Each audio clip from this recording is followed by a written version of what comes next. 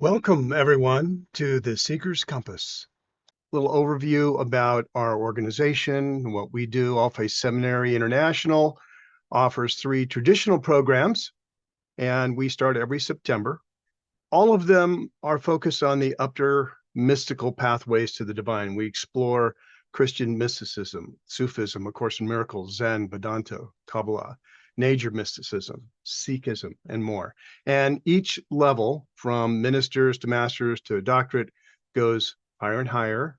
And the focus is connecting with the heart and mind of the divine.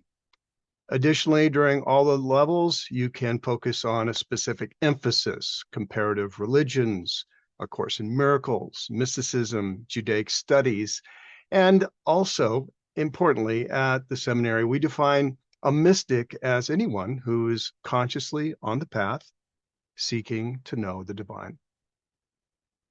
Our mystical curriculum also includes interviews with modern mystics on the Seeker's Compass, what we're here today doing. These are individuals that we have come across who have often spent a lifetime using their spiritual map and compass to seek the divine. And their stories are fascinating. Their insights are amazingly profound. And as an interfaith seminary, we do focus on all paths that are seeking the divine. And this program today is part of that series. I would like to ask Reverend Keith Lowenstein to come forward and share with us a centering meditation so that we can get started. Dr. Keith, over to you, sir. Thank you. Good morning, everyone. Good morning. Good morning. It's always nice to see the faces. Hard to do this just looking at myself or a black screen. But so we'll start with the meditation, and first let's just pay a little bit of attention to our body. So we're going to want to sit straight. So ideally you're sitting on something will support your pelvis pretty good. And as you see, I see people copying me. So Simon says, arms up. Just stretch those shoulders, because we're going to want to breathe deeply into our kind of chest and torso. So let's just loosen them up a little bit. Little shoulder shuffling in the morning. Right? We used to use these arms to live more than we do these days. So, and then maybe just kind of arch your back a little bit, squeeze those shoulder blades together. And then just take a nice deep breath. And so I'm going to kind of ask you to direct your breath to a few different places as we do this. And, I'm just going to give a little bit of a visual aid before we get started. There we go. So we're going to start off paying attention to the pelvic floor and our connection to the earth below. Then we'll breathe a little bit into our pelvic bowl, our abdomen, our chest, and paying attention to kind of our spinal alignment, this kind of, living, breathing, dynamic alignment. And just to show a little bit, and here's one just showing a little bit more what we'll do. So the floor, the pelvis, the abdomen, and then ideally it's just kind of your whole torso. Okay? And then maybe we'll start to expand our energy a little bit beyond that. So, back to where we were. All right, so nice and straight. So a nice deep breath as we breathe in, and we're going to move the shoulders a little bit more. So as we breathe in, shoulders come up. And then we squeeze them together a little bit as we hold that breath, and then we let it come out. And try to breathe through your nostrils if you can, unless you're stuffed up. Shoulders up, back, and down. Kind of connect with your coccyx, your tailbone, and then the very crown of your head as you breathe. Just thinking about that whole spinal column and how strong it is. It's not just a bunch of vertebrae, but it's a living, breathing column. Muscles, tendons, ligaments. So let's just continue that breath, but a little more subtle each time. So do 2 or 3 of these. Maybe thinking about how tall you can get with each one.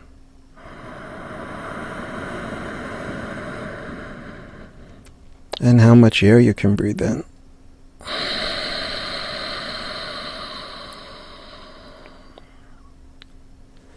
Now let's direct it to our pelvic floor and our sit bones, the hard bones that come through our buttocks when we sit on something hard, go ouch.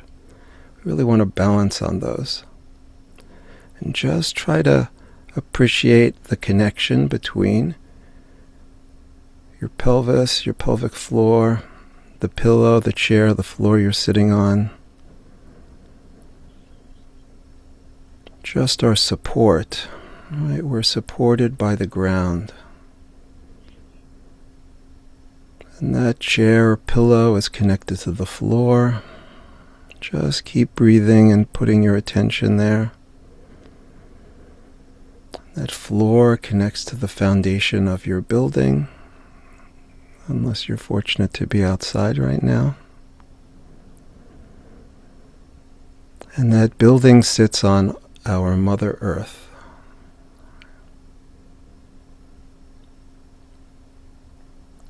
The earth is the source of all the molecules in our physical body. So really connecting with that earth, our roots are there. You can go in as deep into the ground as you want. We rise up. We rise up from there, matter animated by spirit. The divine above, Mother Nature below. And breathe nice and deep, thinking about that connection from below to all the way at the top of your head.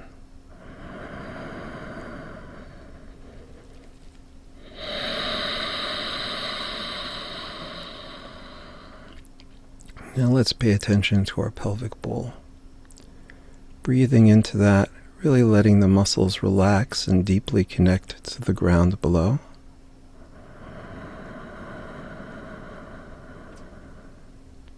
Always trying to get taller.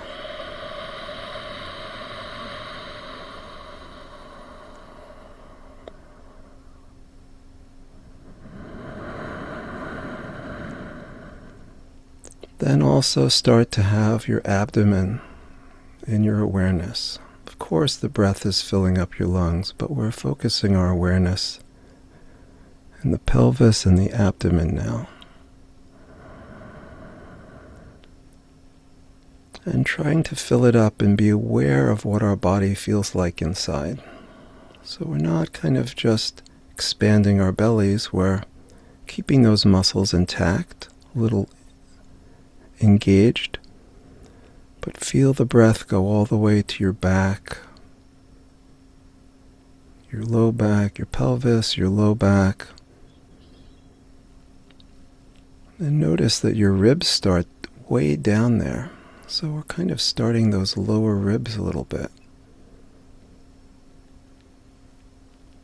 So paying attention to your back as you continue to breathe. Try to breathe, bring the breath up along that spine into your chest, really paying attention to the back.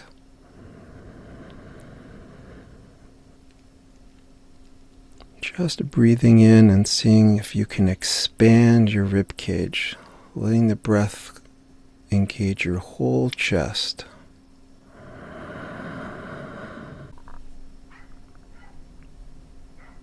And with that, we'll start to have everybody slowly come back to the room.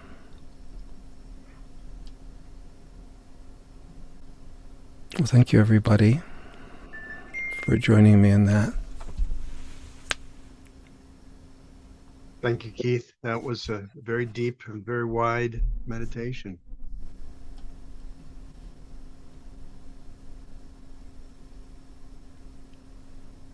And so now we'll move forward with Reverend Bud, and introducing our wonderful speaker today, who comes to us from, Los Angeles, the Midwest, and India, kind of all wrapped up in one. Thank you, Keith. Appreciate that. And yes, we are honored to welcome Alx Utterman, who joins us today with a mission that has shaped her life and many, many others. She is bringing a practical spiritual technology from ancient India to the modern world. And for the healers and the interfaith seekers in our community, Alx is passionate about sharing these tools to help us become even more effective in our work while directly addressing humanity's suffering. And ultimately, her presence here at the Seeker's Compass is about one beautiful shared goal, helping us all open our hearts more widely to the divine. Alx, thank you for joining us today. Oh, thanks so much. It is really a deep pleasure and an honor to be amongst you all. Thank you. Yes. Yeah, Been looking forward to this. me too. Although I have to say, Keith's meditation was so intense, I'm hoping I can It takes a formulate while to come sentences. back from that. Yes, no question. Yeah, so And hi so everybody. I pass the show over to you, and feel free to lead us through your presentation or whatever you want to talk about. We're all ears. Fabulous. Yeah, thank you. So, hi everybody. I'm Alx Utterman. I'm currently in Los Angeles.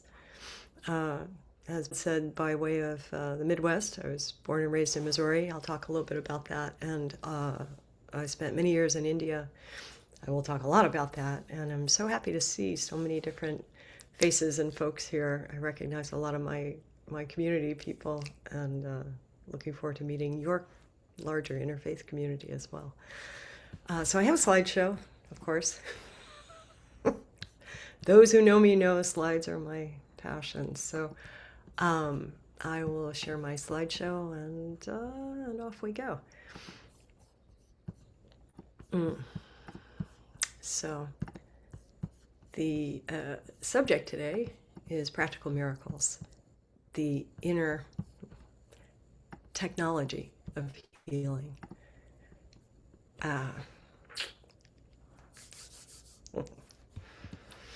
So I'm going to begin with some mantras, opening prayers that I like to do before I give a teaching or a healing, because they really remind me who's in charge, and it's so not me. And who's giving the teaching and the healing. It is so not me. So I'll begin with the Guru mantra, and then the Ganesh mantra, and the Gayatri, which I'm sure many people are familiar with here.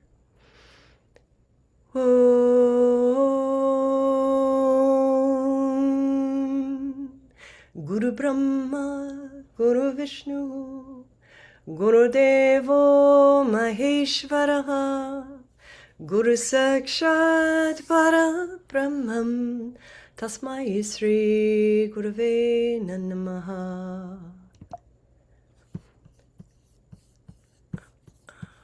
Om Shuklam Bharataram Vishnum Sashivaranam Chaturbhujam Prasannavaranam Jaye Sarvavighnopashantaye Agajanana Padmarkam Gajanana Maharanisham Anekadantanam Bhaktanam Yekadantamopasamahe Yekadantamopasamahe. Om Pura Bhuvah Suvah Tat Savitur Varenyam Bhargo Devasya Dhimahi Dhiyo Yo Nah Prachodayat. Om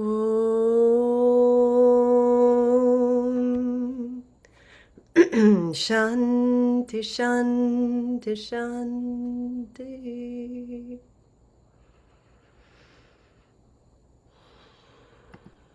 So, why miracles? Such a good question, isn't it?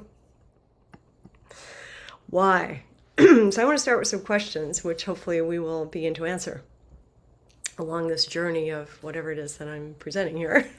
Why do some saints, mystics from all traditions, demonstrate miracles? Is there a spiritual technology behind the miracles? If so, can this be learned? If so, how? So we have miracle figures from history, obviously Jesus in the West being one of the main ones, having done miraculous healings, right? Changing disease situations into wellness, curing blindness, the lame, and so on. We know about the miracles like turning water to wine and the loaves and fishes and all of these amazing things that he did, right? Real miracles, in your face, turning something to another something. Raising the dead, for example, turning life into death or death into life. Francis of Assisi with stigmata. And lest you think I'm just focusing on Catholic or Christian saints, it's simply because they're easy imagery to be found from them. It's not coming from a particular angle like that. Teresa Neumann, the great modern stigmatist, she died in the early 1960s, who every Friday had the full stigmata, the wounds of Jesus bleeding through her body. And she did many, many miracle healings from thousands and thousands of people over the course of her life. This is an Amrita Lingam, a Shiva Lingam, that green form, emitting Amrita, the nectar of immortality in Penakonda, India, literally emitting it. One of the many in-your-face miracles that I've been privileged to witness over my life. Created by Sri Kaleshwar, who I will talk about. He was my spiritual teacher and master. So back to, why do some saints do this? Why do they demonstrate miracles? Is there a technology behind the miracles? If so, can it be learned? And if so, how? So I'm going to tell you a little bit briefly about my story and how I came to all of this. Briefly, once upon a time, I was a little kid in Missouri. Hold on to this image, it comes back again. I grew up in rural Missouri on the Mississippi River in a town called St. Genevieve, Missouri. This is my family. I'm the little one on the bottom right. And this is the town I grew up in, called St. Genevieve, or Saint-Geneviève, which was founded by the French in the early 1700s. And I went to Catholic school, though my family was adamantly anti-organized religion. And we were not Christian of any sort, or Catholic really, but I received 8 years of a deeply Catholic education and had a lot of mystical experiences in that very church there, actually, that I couldn't explain, didn't know who to talk to about, and didn't know where to put. So mostly I just compartmentalized them. Trying to live my best life as an awkward teenager and a young adult, and having no concept really where or why all this mystical stuff happens. My general background was I was trained as a classical pianist. I was have been a published and performing poet. Really living a bohemian lifestyle, creative, artistic life. Even an author of computer gaming strategy guides and a computer game designer, developer, and journalist in the field. This is about where I was when healing hit me hard, and I became, almost by default and certainly reluctantly, a Reiki healer back in the days. This is like the 1990s.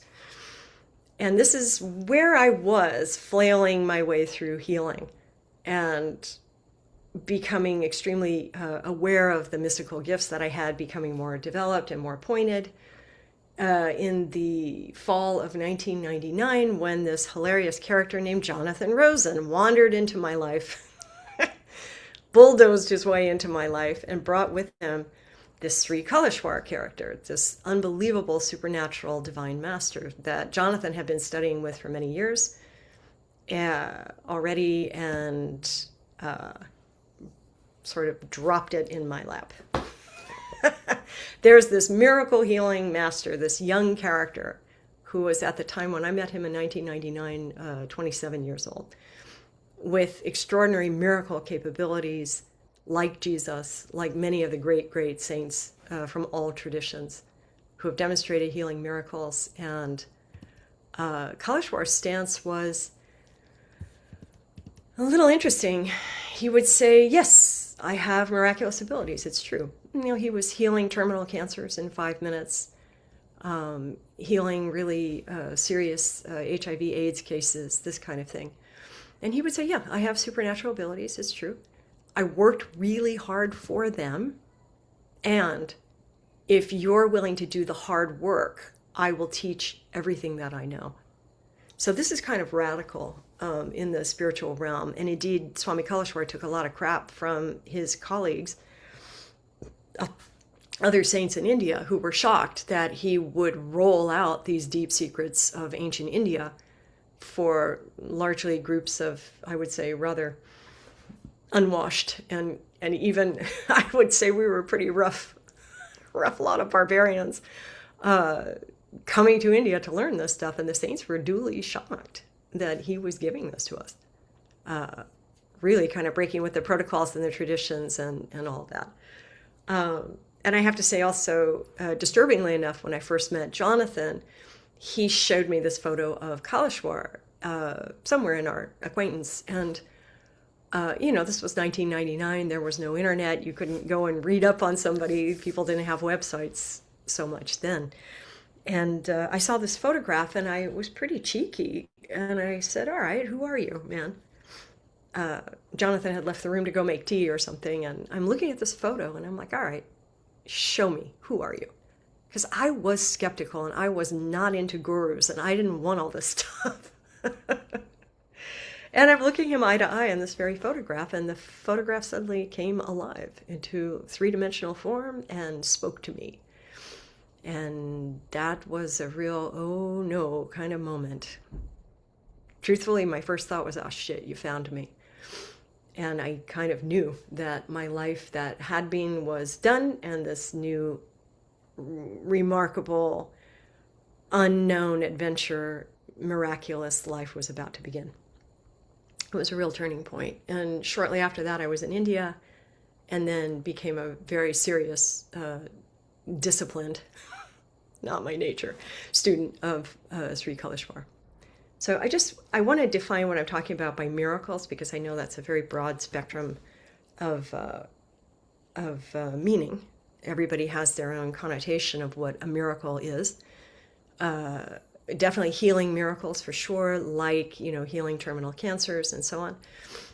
But also in your face, physicalized demonstrations of God's energy in motion, showing how nothing can become something, how void can become material. So this was Kaleshwar in Northern California in Marin County back in, I think it was probably 1997. He had just done a fire homa, fire ceremony in the little fire pit that you can't really see on the screen here. And he reached into the fire, grabbed a handful of ash, and then started teasing the people there, asking them, what's your favorite color? And this lady here, Marie, a colleague of mine, over her better judgment, she's an artist and she likes all the colors, kept hearing in her head say white. And finally she just blurted out, white. And he turned and said, oh, she said white. And this handful of ash in his hand turned into, as you see there, a set of beads, kind of whitish, grayish, rough beads, which were sort of not really fully formed, she said, until the next morning when they became these beautiful, smooth, white, almost like enamel beads, which I used to notice her wearing in India, and I had no idea of their origin. So he pulled that out of the fire. He had a handful of ash, made it a mala, basically a kind of rosary. This one from 1997, also in Marin County. That day he wanted serious meditators and or people who were healers in their own right. And there were, I guess, about 40 people came. All of them pretty banged up by life, you know. A lot of physical problems, a lot of diseases and chronic pain. Somebody had fallen off a roof as a construction worker and had a compound fracture in the leg that was very painful. And anyway, during the course of that day, Kaleshwar had a rose in his hand and ignited it just by intention. You see the moment when it catches fire. He had shot a look at the photographer like, hey, catch this. This is important. The rose caught fire. And no, this is not AI. This was not photoshopped in any way. This is a real photograph. The rose caught on fire in his hand, burned to nothing in his hand except ash.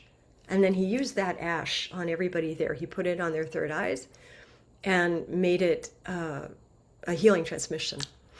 And so many of those chronic diseases and the intense pain just vanished on the spot.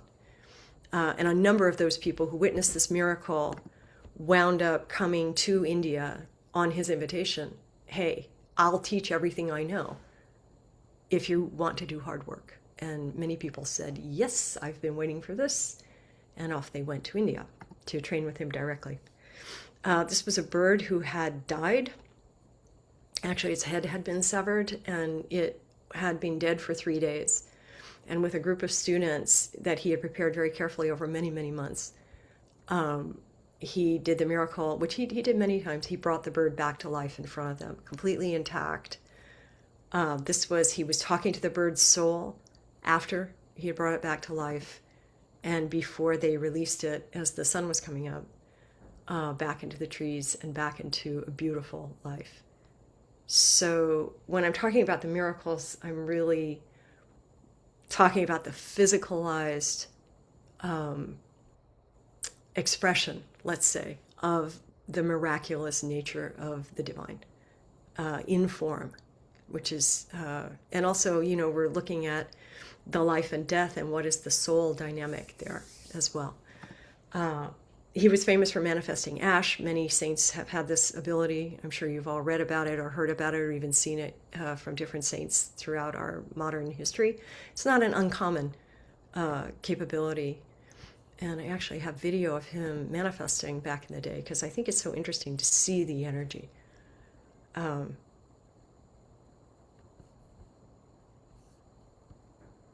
giving it to Indian devotees. So this was 96. He was about 23 years old at the time. For healing, for blessing.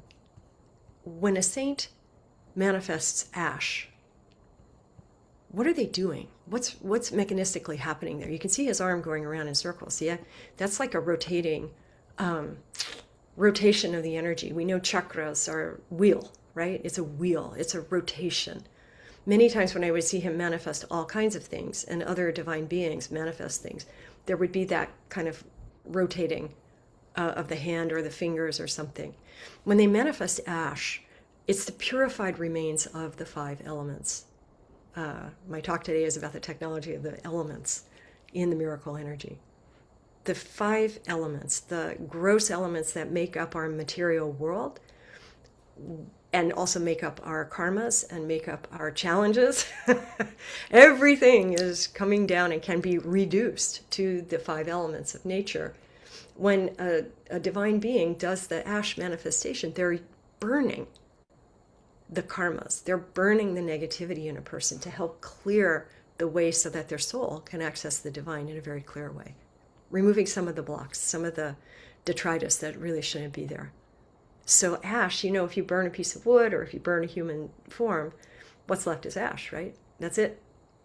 All these elements, all this beautiful stuff that animates a form and gives it its identity and so on, comes finally down to ash. It's the byproduct of that. The miracles, they're chocolates for children.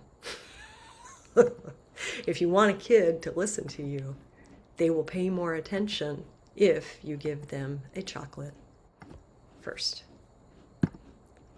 So Kaleshwar himself would use the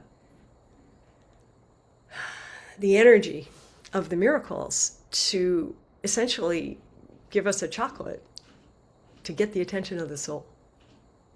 Hey, listen, this is important. Divinity is knocking. Can you answer this door? So I have a story, actually. I'm going to pause the screen share for just a sec. I have a story that happened to me when I first met Kalishwar back in 1999. Shortly after that, photo came alive and disturbingly spoke to me. And a whole lot of other things along that line kind of kept happening over a few weeks. Jonathan said to me, hey, Kalishwar's coming to Seattle. Do you want to go meet him? Sure, say I, knowing already that the contract has been signed.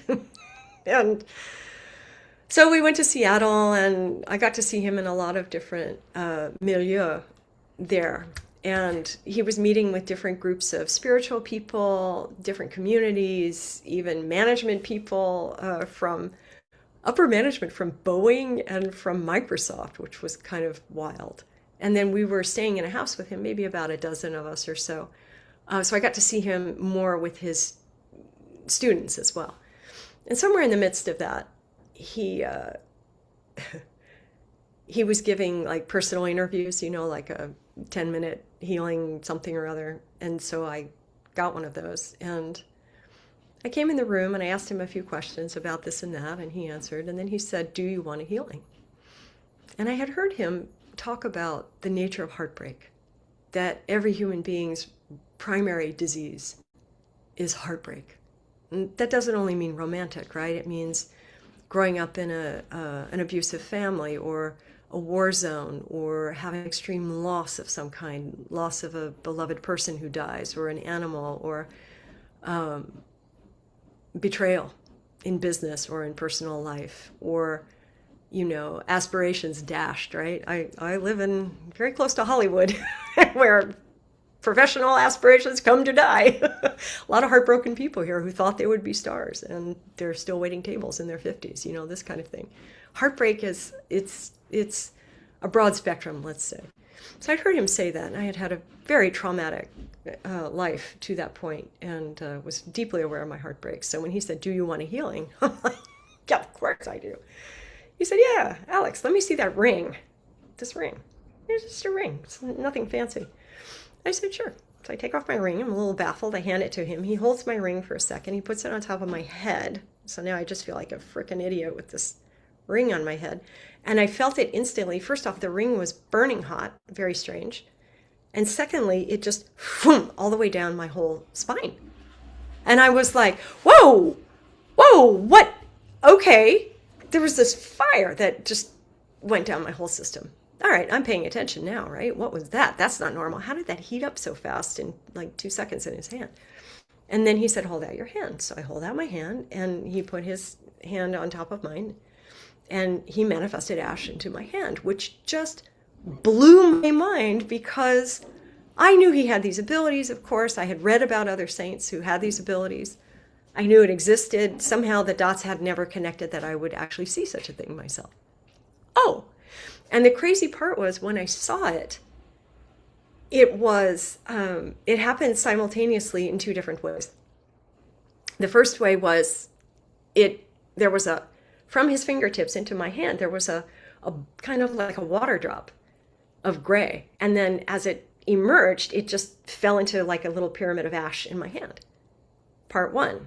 Part 2 was simultaneously, I saw out of his fingertips, every single grain of ash came out, like thousands simultaneously, and formed a pyramid of ash in my hand. Okay. Then he took my ring and he put it in the middle of this thing, this pyramid of ash in my hand, and kind of looked at me like, do you get it? Well, I'd heard him say the chocolate thing the day before, so I said, chocolate?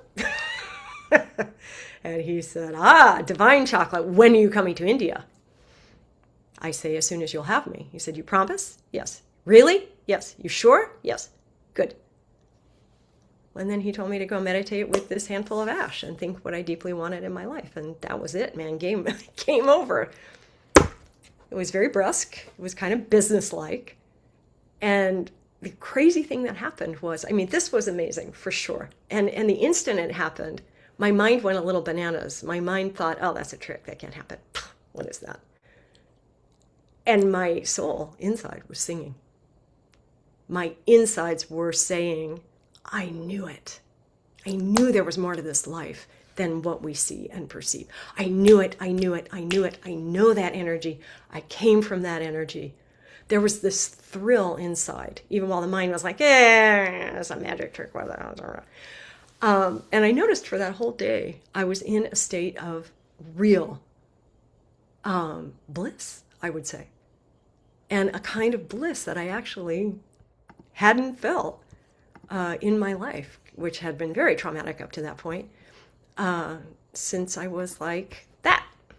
And I spent the whole day in this kind of extraordinary, elevated kind of feeling. And I realized, oh, that was the real miracle, right? The ash itself was kind of like a byproduct. The miraculous thing was being kind of reset out of the heartbreaks and out of the baggage and the pain and the God knows how many lifetimes worth of suffering that I had been carrying to that point. Okay, that definitely got my attention. And so in short order, I ended up in Penukonda, India, South India, not very far from Bangalore, for those who know South India, on the ashram of Kaleshwar, who had built this extraordinary kind of celestial place pretty much from the ground up over the course of some years. And, you know, when the divine wants to move, it will make things happen. Penukonda itself means a big mountain. As you can see, it's a very big mountain there. That mountain is extremely holy and has caves in it that will seat up to 1,000 people. Back in the ancient days, the great rishis, the great cosmic kind of researchers, the real consciousness characters, would congregate like 1,000 at a time inside the caves in this mountain and learn directly the knowledge from Mother Divine and from the divine beings, who would convey the formulas and the mechanisms of how this creation works to them. So Penukonda is a quite amazing place. This is the main temple building there. And this is what it was like hanging around him and learning all the stuff. I should say, and I'll come back to it, but on the second floor of that temple, he put a Jesus temple there. Christ being the cornerstone of this tradition of miracles and the greatest exponent of the miracles of India that we've ever seen in our planet, east or west. And so I was in residence for 5 years there, learning and training in the miracle technologies with Kaleshwar, about as deep as you could go. And I would say, yes, he definitely exceeded expectations. His style was under-deliver, under-promise and over-deliver. When he said, I will teach you everything about how the miracles really work, he was not kidding. We got a kind of, I would say, a PhD level in spirituality there. And pretty soon, within pretty short order, actually, students were demonstrating similar miracles, turning one thing to another, like sand to sugar or water to wine, bringing the dead birds back to life, doing really extraordinary things. But more than that, being trained in the broad spectrum of how to heal the heartbreaks of humanity, how to really help from the point of view of the mechanisms of creation, and really healing largely through the 5 elements of nature, which I'll talk about, which themselves are the doorways of and the doorways to the miracle energy. Miracle energy is the department of Mother Divine. So learning the technology of the elements, learning the technology of the supernatural mechanisms brought us also squarely back to Mother in some extraordinary ways.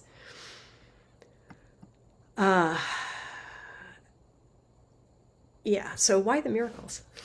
Why? So many of the yogic tradition, and indeed anybody who's been around spiritual masters will know they generally downplay the miracles. They'll say, nah, don't focus on that. It's an ego trip. You're likely to end up kind of entrapped by the miracle capabilities. You don't want to go there, right? Yes, they happen. It's a sideshow. You know, just because somebody has miracle capabilities doesn't necessarily mean they're enlightened. It doesn't even necessarily mean that they're scrupulous. It means they did some work and they got some abilities. So generally speaking, the saints would say, yeah, just focus on your consciousness, focus on your meditations. Don't look at the miracles. And yet, 2,000 years later, we're still talking about what Jesus did, isn't it?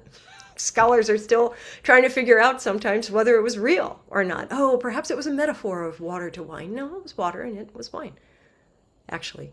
We saw Kalashwar do that a number of times for Christian students who really wanted to see that. He would demonstrate that happily. Within a few seconds, a bucket of water would turn red. And the joke in the early years was he hadn't really tasted wine, so he didn't know what it was. So the wine was a little bit vinegary to start. And later, of course, students were also demonstrating that same capability. So this is an open question. Why the miracles? Why did Jesus demonstrate them? Why have many saints done it? If they're a flashy display that you shouldn't look at, why? What's their role? And begs the question, in our modern era now, why do we need them? Do we need them? I would make the case, yes, and more than ever, because humanity is so off the rails in suffering and pain and heartbreak especially, that we kind of need the jolt to get out of it. We need a kind of jump start to the soul, and the miracles provide that very quickly. So when you see a saint demonstrate miracles, they're commanding the 5 elements. They're like a master of the elements. They're saying to the water, hey, you need to become something else, like, oh, I don't know, wine, for example.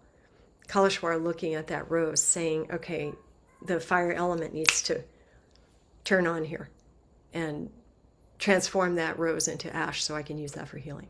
They have command of the elements. They're demonstrating that in the way that the divine does. How the whole creation came was through the divine's command of the elements, especially in the service, the saints, of healing the heartbreak, the primary disease affecting human beings.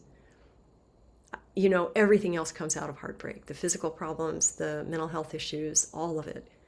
If you can get to the source of the primal heartbreak and adjust that, then somebody's symptoms on the surface levels will dissipate or dissolve. And, you know, we have a lot of hospitals for broken bodies. We have hospitals for broken minds. We really don't have hospitals for the broken hearts. And we desperately need that as humankind. We need the soul doctors, if you will, the soul physicians who can bring the medicine to address the fundamental heartbreak of humanity. And I would offer that the primordial heartbreak everybody is facing is the illusion of the heartbreak that we are separate from the God, that we're not that. And you can say it intellectually, well, I know that I'm God, I'm a child of God, I'm da-da-da. We all know this, right? We've been around, we're spiritual people here. Yet to know it internally as a consciousness knowing, not as an intellectual statement, that's a different level of connection. And sometimes there's so much heartbreak in between the idea of it and the reality of it that heartbreak has to go. And so we were really trained in all the different methodologies about how to help at this fundamental level of human suffering through the elements, of course. So let's talk about the elements a little bit. I want to give you a flavor of them and also some of the mantras that are associated with the elements to enliven them in the human system, which was the basic and foundational practice that Swami Kalashwar gave everybody to do in the early years.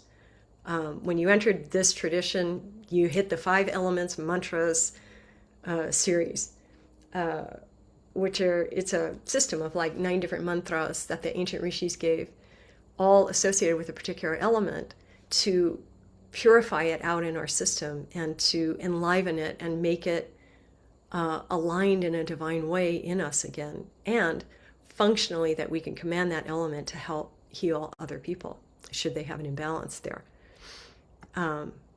So when we're talking about the elements, of course, we're talking about the earth, the fire, the sky or the ether or the akash, the water and the air. And in the Vedic system of India, you know, Veda doesn't mean religion or anything. It means knowledge. In the ancient times, before Jainism and Hinduism and all these things, there was Veda. And according to Veda, everything in the whole creation is formed of the elements. And I'll talk a little bit about that as we get there, but including the human system. The whole, like, all the different forms are different configurations of the elements brought into the material plane. So it would seem logical if there were an imbalance in someone's system, that would also be playing out through the field, if you will, of the 5 elements, and could be adjusted and readjusted through the elements. Om Namah Shivaya. I think a lot of people know this mantra. It's one of the oldest mantras on our planet. Om Namah Shivaya. It's a very interesting meaning. Generally speaking, it will be translated Nama, like Namaste, I bow, right? Everybody knows that. Shivaya is Shiva. Shiva is like the Sanskrit expression of the infinity of God, the space of God, the no beginning, no ending. Kind of like the God the Father energy. So on the surface level, Om Namah Shivaya means I bow to Shiva. Okay, good. Next level down, it means I bow to that in myself. Oh, okay. Next level down, Namah Shivaya, the 5 elements. Na, the earth element, associated with the thumb. Literally the 5 fingers of the hand. You know, in this planet, you can't do much if you don't have a thumb.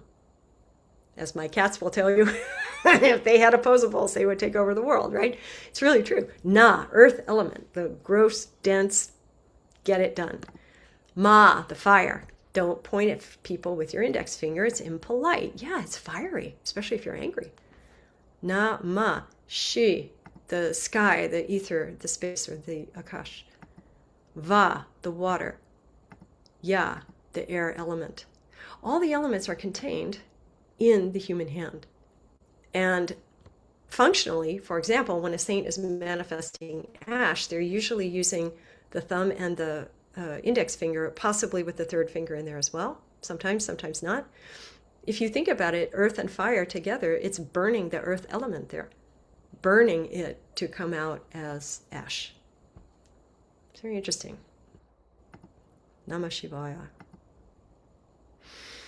And I'm hoping that we'll have a little bit of time to meditate together on Om Namah Shivaya at the end of my little talk here. So let's talk about the earth element. The earth element, of course, it's the whole planet.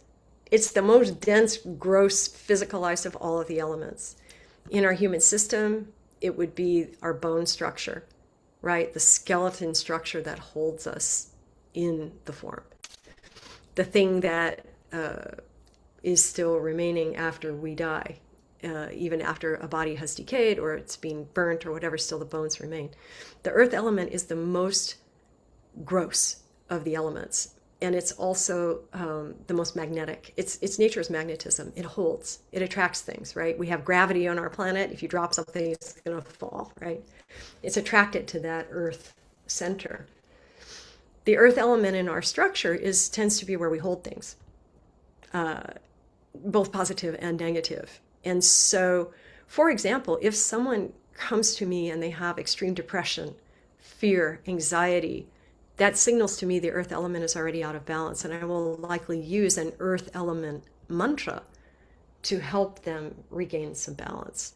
Just showing you different aspects of the earth here. And I think I should probably sing one of the earth element mantras. In the 5 element system from Kalashwar and from the ancient rishis, these mantras that align with the elements, there are actually 3 that express the whole totality of the earth element because it is so huge. And so it has multiplicity of angles. There are some male mantra that associates with it and a couple female Divine Mother mantras that also correlate to the earth. But just to give you a flavor, the first earth element mantra, which is the first one in that practice, and by far the longest and most difficult to do, because it's a 41-day practice, 108 times a day, thumb in the dirt, really getting an intimate relationship with the earth element as such. And the mantra goes like this. Om Aim Klim Saum Serahanam Pava Sehano Libava Tripura Bhava Tika Yoli Bhava Varipura Bhava Bhava Noli Bhava Paripura Bhava Bhava Noli Bhava Om Aritirumuruka Om Guru Guru Paramaguru Om Kumararana Shanti Shanti Shanti. It's fascinating to do that practice and feel how strengthening that earth element is in our system, and to see the balance being created in us, and the old stuff that's being stored in the subtle earth element in our system start to come out in doing that practice, that wild, big, intense mantra 108 times a day for 41 days.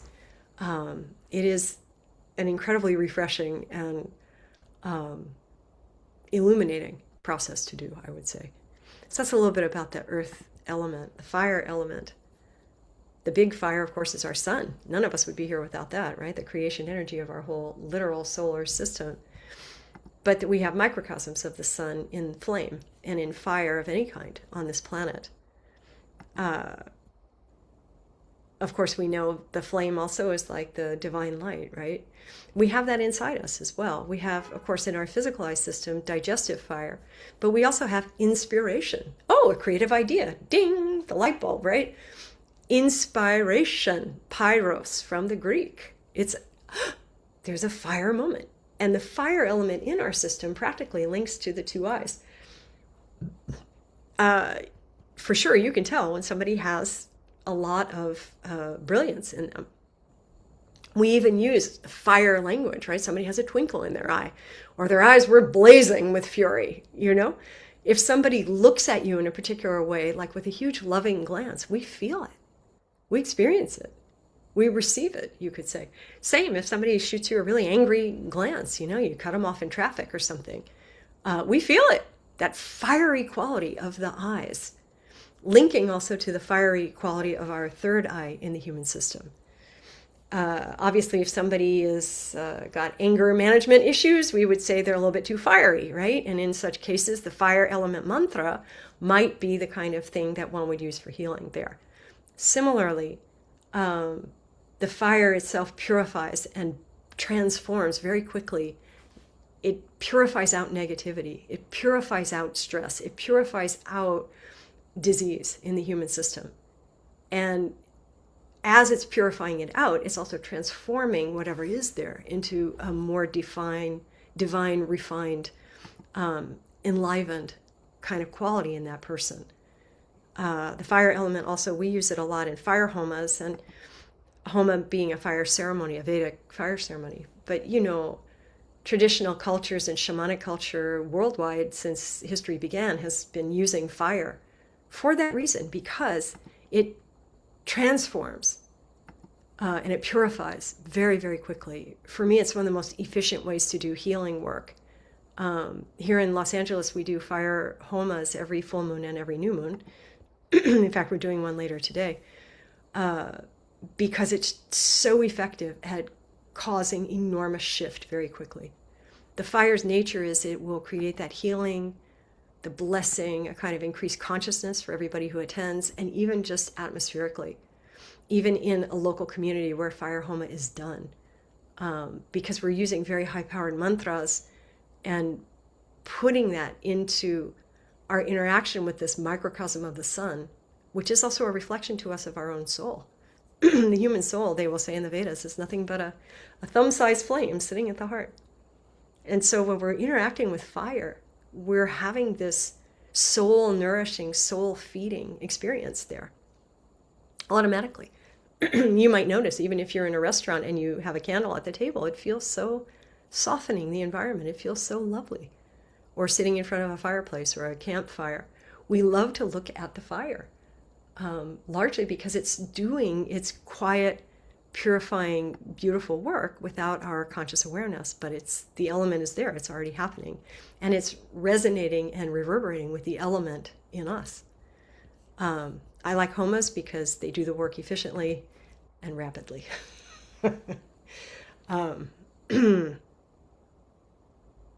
Yeah. And I have a very quick story about the use of the fire to create something. So again, I'll stop the share.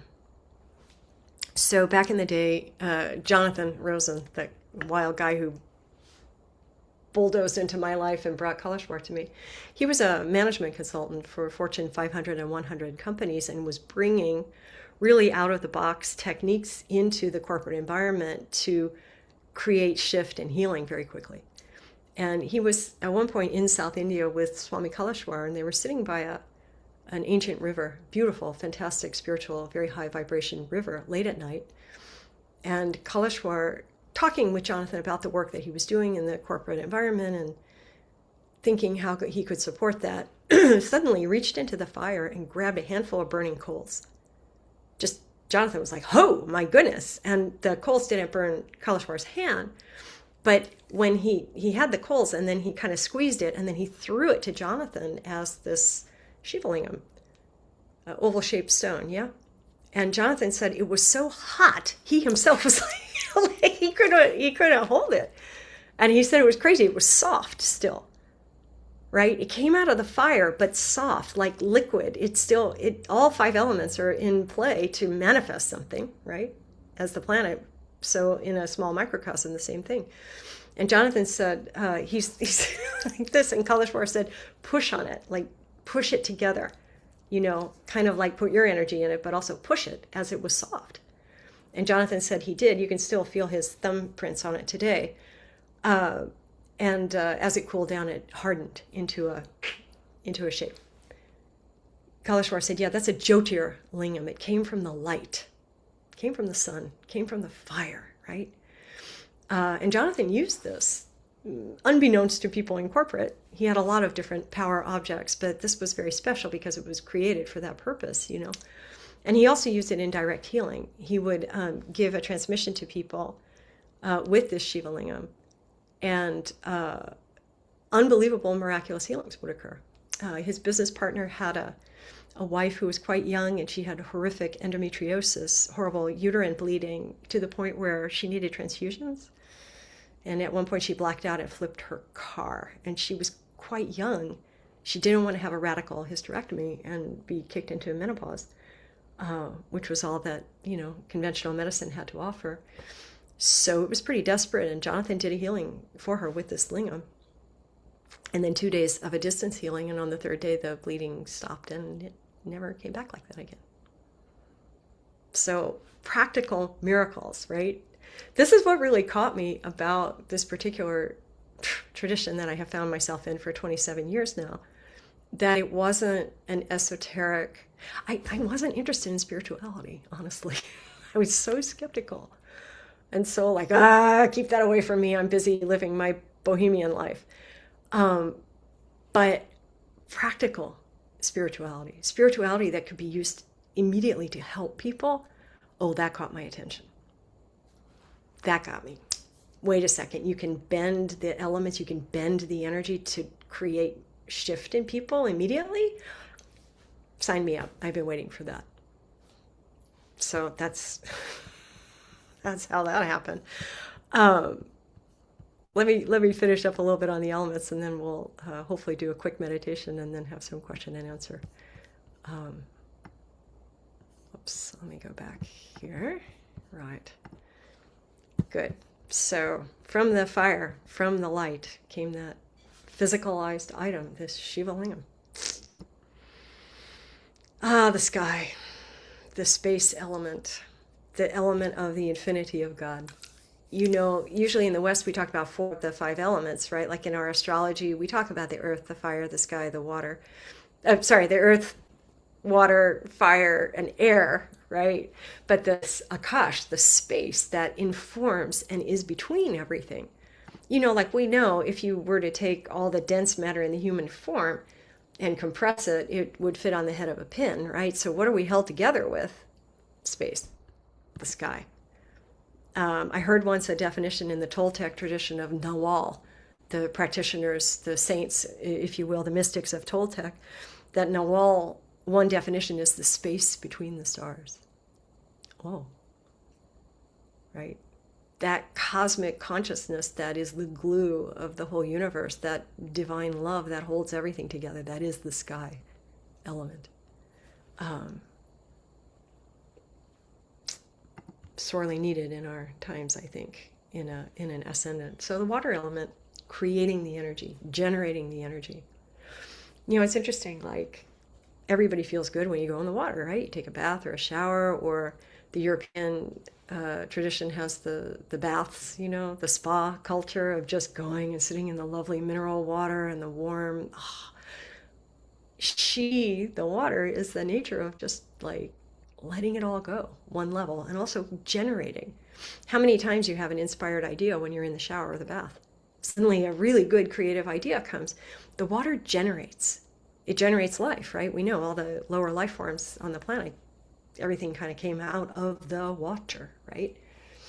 I want to say that for us, if we look at water, water to wine, if we look at it chemically, we know the subtle, well, first off, we know that water is water, whether it's in a frozen form or a steam, a gas form, or it's fluid, right? Water is a very interesting, elusive, multi-shape shifting kind of element. And it's 80% of our body, the same way that it is with Mother Earth, you know? Okay, so if we look at the surface of the water, fine. If we go a layer deeper, like what a chemist would know or a scientist, is that it's always composed of H2O, right? 2 hydrogen and 1 oxygen atom to make a molecule of water, regardless of its form. Ice will still be H2O, isn't it? When a saint, when a supernatural soul who has command of the elements looks at the water element, they see the vibratory quality of it, of all things that are fluid, including in the human system. So when they see it, they see the syllables, the bijaksharas, the angelic structure that forms water. And indeed the water element mantra, Om Klum Lum Jam Kanakadurgamba, Om Klum Lum Jam Ham Kanakadurgamba, Durga Devi Prasanam. So when someone like a Jesus, for example, looks at the water element, they know its vibratory quality, and from that consciousness of the vibratory quality, it's very easy to simply alter its form. It's not rocket science, it is a technology. And I should mention, actually, that Christ himself learned these same mantra practices in India. During some of the lost years, he was traveling around India and meeting many saints, both men and women, and receiving initiation from them, and becoming a practitioner of the elements, a real master of the elements, as we see. I mean, who doesn't love to just relax in the water? Everybody loves it. All of nature loves it. And finally, the air element.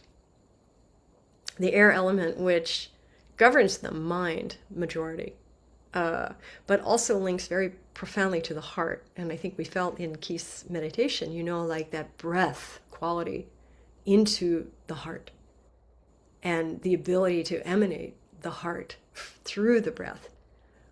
Everything in this creation, you know, is residing on that air element. Like, as a physical human being, I can go without food for a few days, right? Or water even. But when you stop breathing, that is the definition of you've died, right? The air element is so intrinsic to our life process, the in-breath and the out-breath. And we see in the meditation, you know, having, let's say, a meditation technique that starts to make the mind calm down. The breath will also follow. As the mind calms, the breath will calm. And vice versa. If we're using a breathing technique to meditate, it will bring also the mind down as well, because, you know, meditation. But also there's another, the supernatural component in the air element is that the angels are residing in the air. And the angels are the agents of miracles. Partly how a saint commands an element is to link to the angel associated with that element, and it is actually through the agency of the angelic realm that the transformation happens. There's like a middle step in there that we generally don't see, but is there. And the angels in the air. This was a fire homa, actually, one of those fire ceremonies, also in California many years ago, 2009, where Kaleshwar brought the energy of the sun into that fire. I've sat through hundreds of homas in my life. I've done hundreds of homas. I never saw one like this. It was so dense and so divine and so just dripping with divinity. It was hard to stay vertical. And when I saw these photos afterwards, I was like, well, that's what it felt like. It was like every divine being. I know some people call these orbs.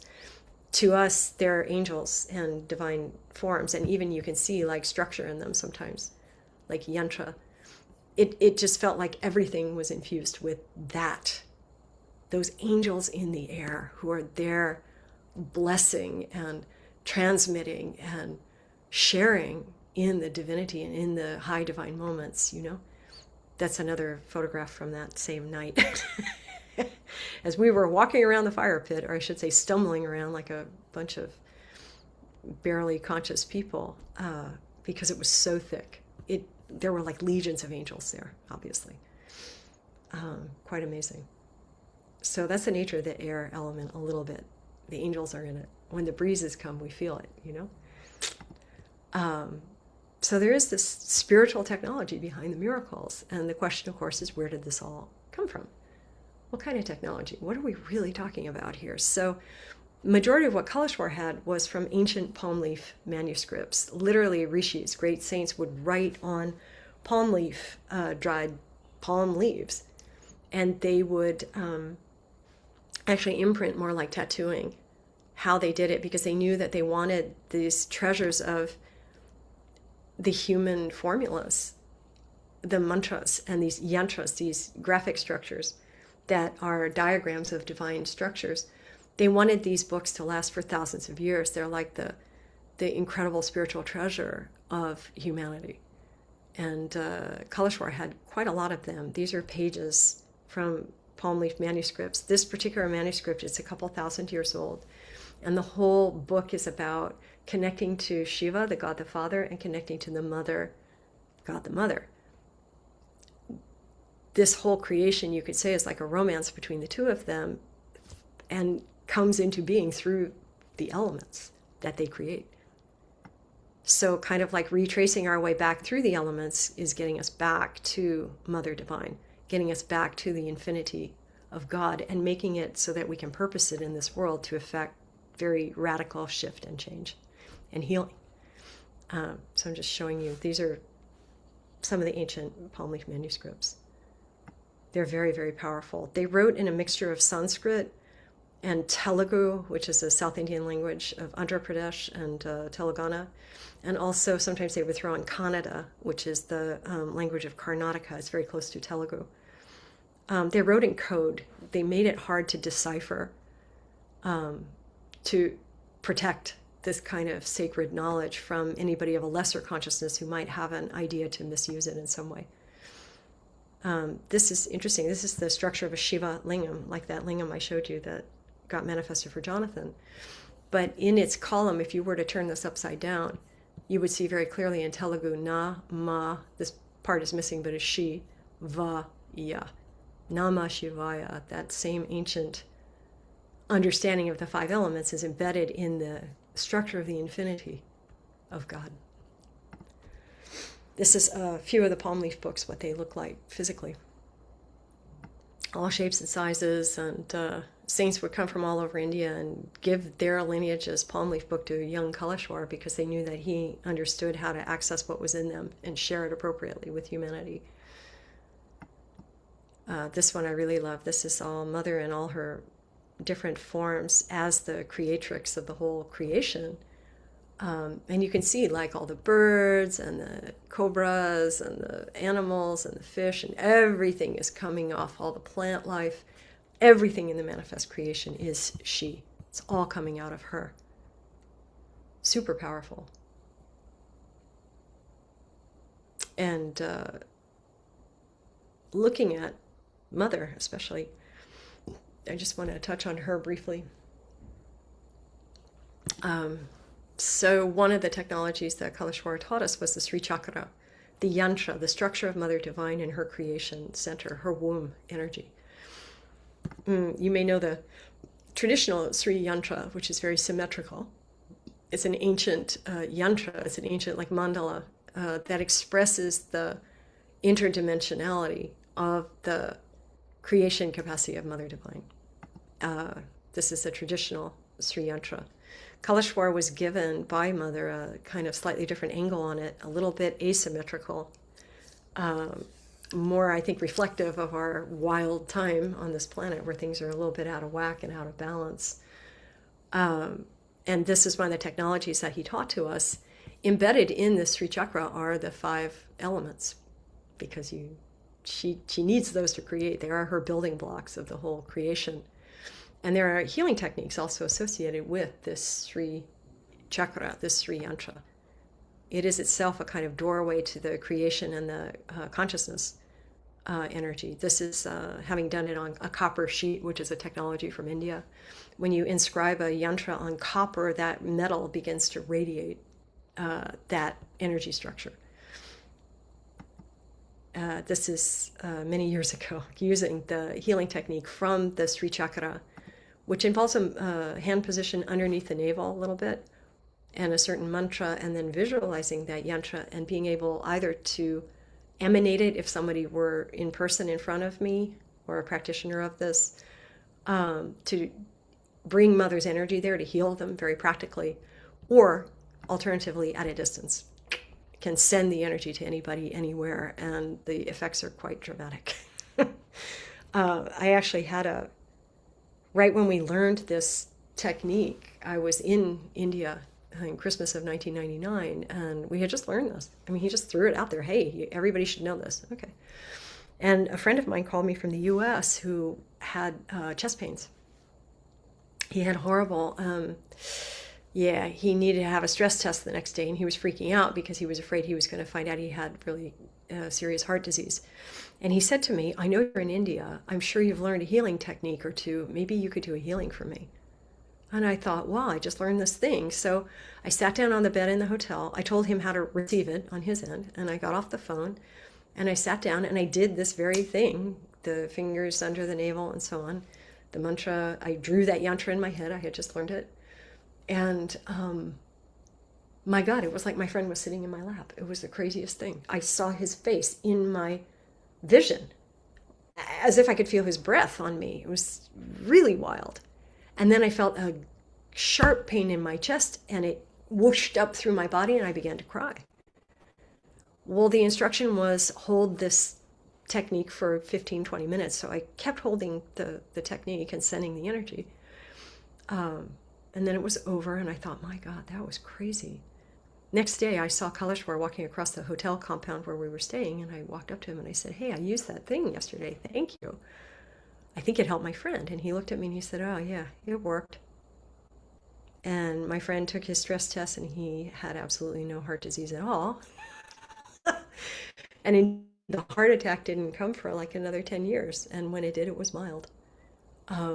So that was, my feeling was like, hey, I just got this technique. Let's take it out for a spin and see. Dramatic results. Another yantra that Kaleshwar shared with us, which is obviously a couple thousand years old, is from Jesus himself, called the JC yantra. This was when he was teaching it to us. He just began to draw this thing, and it was a transmission that lasted, I don't know, maybe 90 minutes or so, as we're all kind of scrambling to try to get this thing together. And then we got printouts of it, and we're told we had to replicate it on copper that day. And as you can see, it's very complicated.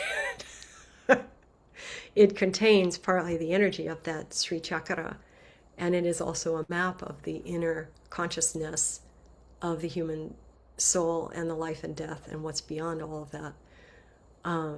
Christ himself, with the help of about 101 top consciousness characters, rishis, executed this yantra. It's in those ancient palm leaf manuscripts as well, and is, I would say, one of the highest healing technologies available on our planet. We've seen many miraculous healings occur as a result of people working with this or having healings that are done with it. I'm teaching it to a group of my students. Part of my mission in life is to share all this technology that I got from 5 years of hard labor in India. This is a group learning the yantra and putting it on copper sheets so they can have that activated copper in their own home and that yantra benefit blessing them and radiating on them all the time. This was activating them in a fire homa, a fire ceremony back in the day. After a whole class had created these yantras. This is on copper, and this is on silver, which is a more, I would say, powerful expression of the JC yantra. When it's done on silver, it's really quite amazing. So, back to the beginning. Why do some saints, mystics from all traditions, demonstrate miracles? Is there a spiritual technology behind the miracles? And if so, can it be learned? If so, how? And again, begging the question, why the miracles like this? These are really in-your-face miracles and this kind of technology. Just to kind of recap, the miracles catch the soul's attention, like those chocolates for kids. Once a certain layer of, oh, now I'm really paying attention, is there on a deep inner level, then the consciousness can start to unfold more easily. The miracles, the function of them washes, burns, purifies the karmas rapidly. That is the nature of healing. That is, I would say, the essence, a little bit of healing.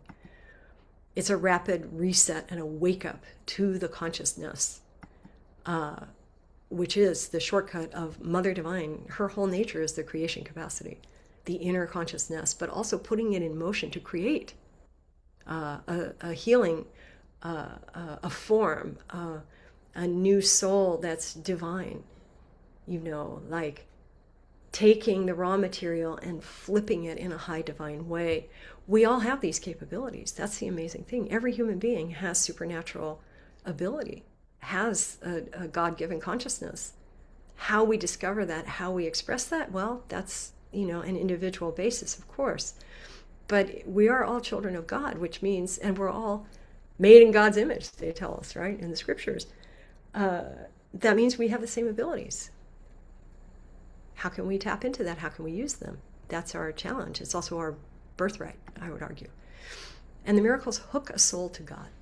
When you experience it directly, God's power, in a way that your mind cannot believe, your soul is in the ascendant.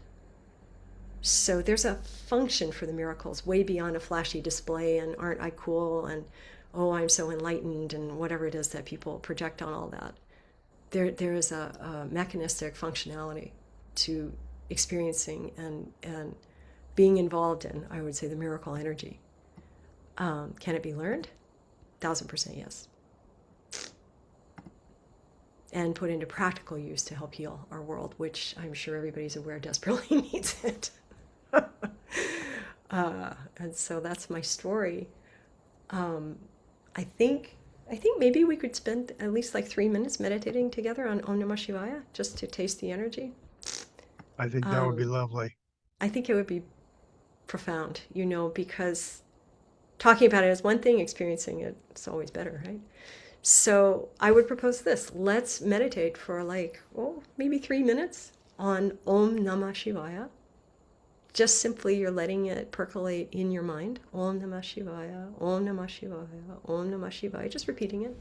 And wherever it goes, it goes. Maybe the mantra dissolves and you're left with the Om. That's fine. Maybe your mind has a lot of thoughts. That's fine. Just when you notice that, come back to the mantra. It's kind of just an innocent process.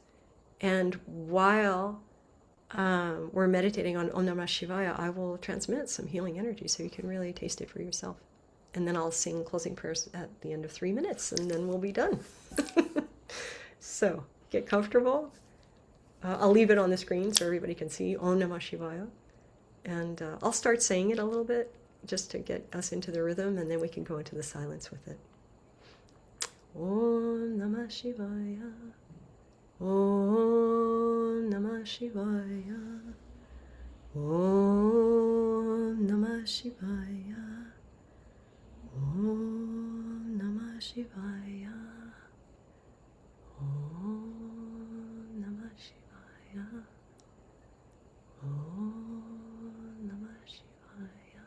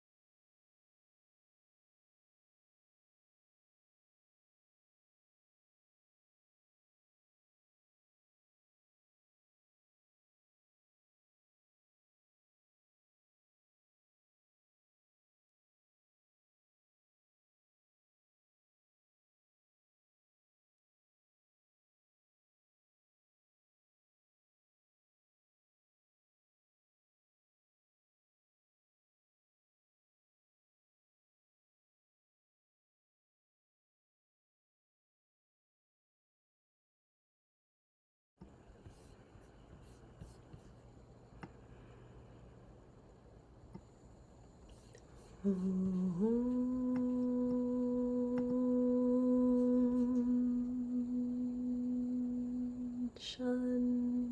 shanti, shanti. Loka samasta sukhino bhavantu. Loka samasta sukhino bhavantu. Loka samasta sukhino bhavantu.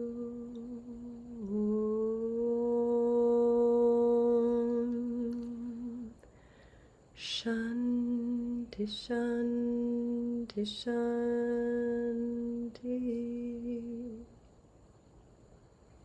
May all beings be happy and blessed, and may the energy we generate here go to the whole world to create peace.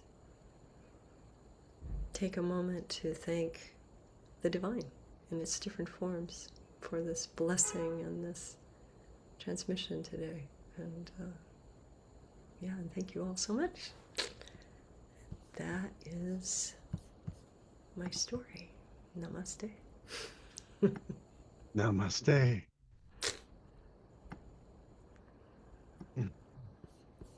Thank you, Alx. That was absolutely amazing. I Thank you. learned a lot, felt a lot, certainly experienced the download. And you've been on an incredible journey this lifetime. A miraculous one, I would dare say. Indeed, miraculous. Absolutely. Blessed Yes. by so many things that came into your life one way or another, and you responded. You answered. Well, yes, I am devoted, which means devoted. I have no vote. I have no choice. Is that what that word You know. means? Okay. Apparently, yes. Yes. Oh, that's And to wonderful. say, I've spent 26 years teaching all of this worldwide for many years in the trenches, just teaching over and over again all of these systems of meditation and miraculous transmission and training as many students as I can to wield the same capabilities, because this is everybody's birthright. I am quite cognizant of that. I too am Who convinced we of that. are. Yeah. Yes. Yeah. Our divine selves are our spiritual birthright. That perfect, immutable, immortal aspect of the truth of who we are. That aspect of divinity that is within each of us. That flame, as you said, that's there in everyone. Yeah. And how to It's up to fan us to that stoke flame. that fire. Exactly. Exactly. Yes. Yeah. Yes, you are met with kindred spirits here. Yeah, that's for sure. Yeah. And I'm sure that both Keith and John have something that they would like to share or add. Would either of you like to add a little insight here, ask questions, talk about what we experienced?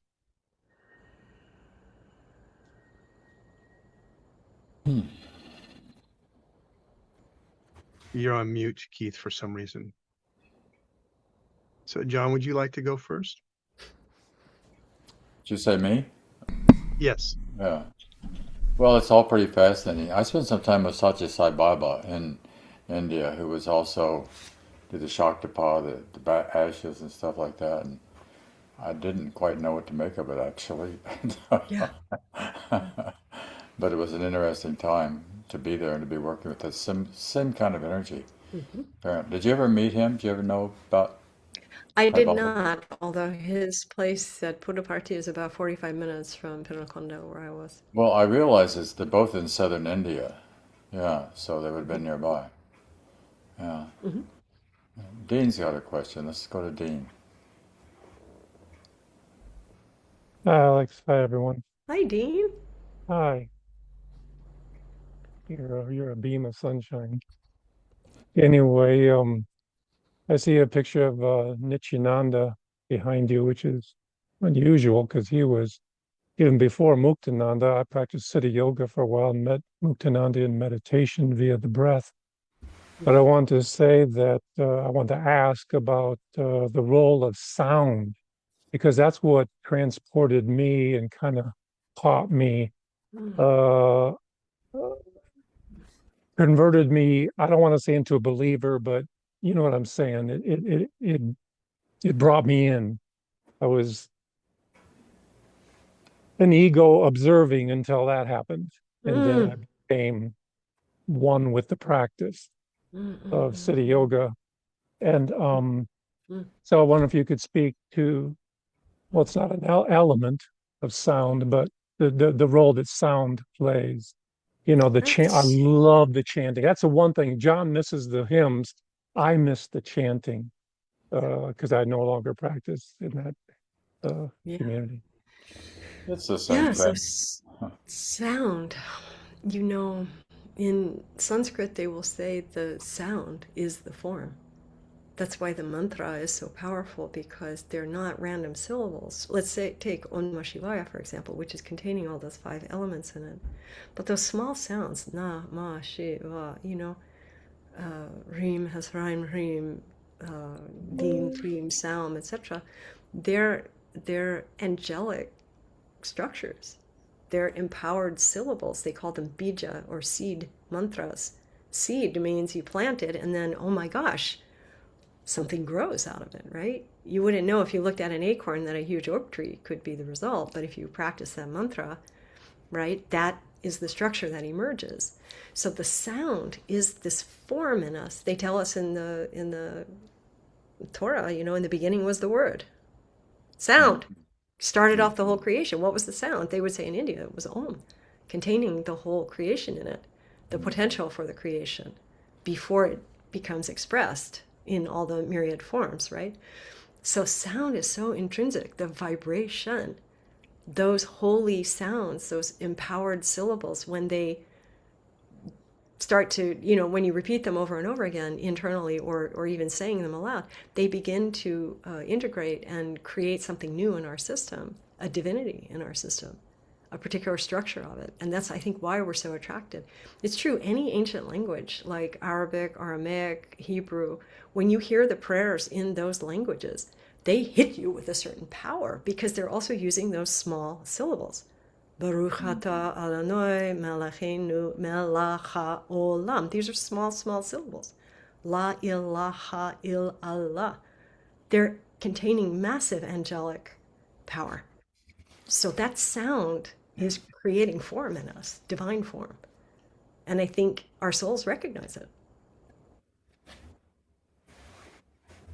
Yeah, when I did, what do they call the breathing technique? And with Dietrich Wolsak, and boy, the prime when the prime he played, we were doing the lying down breathing, and when the this primal voice came on, a male voice, just from the depths, and my soul opened up and appeared to me and spoke. Oh, yeah. So it really is a portal to the divine, isn't it? One way of looking at it. Thank Sure. you. Thank you so Yeah, much. thank you. Beautiful. And today I have my wife is a shaman, and I've always kind of like poo-pooed her rocks and all her paraphernalia, you know, as Elements, and man. so I've gained, and so now I have a more of a better appreciation of her access. That is her access. Oh, Thank you. spectacular. Wow, thank you. Do we want to read the questions in the chat, Bud, do you think? Or because there are We a few certainly in there. can. And I just wondering if Keith was able to come off of mute now. And I know that Claudia has a question as well as Lenore. I'm You're fine. working. You can move on. Yes, yes. Okay. No All right. worries All about right. me. Great. Yeah. I'm going to call on you next, Lenore. I'm going to add Claudia. She had a question. Claudia? Yeah, thank you so much for this presentation. I didn't want it to end. It was so amazing. I actually have 2 questions that are kind of intertwined. You said that this can all be learned.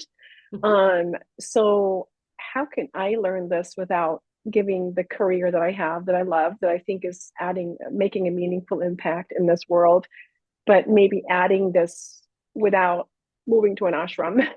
Right, um, exactly. and then if I wanted to work with you to get a healing on something that's been impacting my life, how would I do that? Ah, the the answers to both questions are the same. So you can find me at UCBK. It's so funny. The Universal Church of Baba's Kitchen. This being Shirdi Sai Baba, the kind of main guru of my master, although he would refer to both Shirdi Baba and Jesus as the big bosses. But Baba's Kitchen, we're technically a church, and I'm technically a reverend or a minister or whatever you want to call it. But so we teach everything and everything. You can find out about Do all of you our systems and everything. UCBK.org. do Link you is in work chat. remotely? And yes, everything is Okay. remote. It's all via Zoom, actually, and we train healers and folks all over the world. We have intensive programs. We also have a kind of like a la carte, step by step, and I'm happy to guide whoever wants to learn this stuff because that's what I do. And yes, I do also private healing practice, and that's on the website as well. Thank you. Thank you. Thank you. Oh, and You to have a Claudia's question. question, yeah, it can be learned in the West. That's the whole point. Like we were trained in India and he threw everybody out to the West. Do it, go, spread it in your countries because you guys understand your psychology better. We understand our countrymen and women and Right. how to bring this. It's not some exotic Indian la la la, but it's just like we're normal people. We came through a normal drill and then all of a sudden we have all this. So.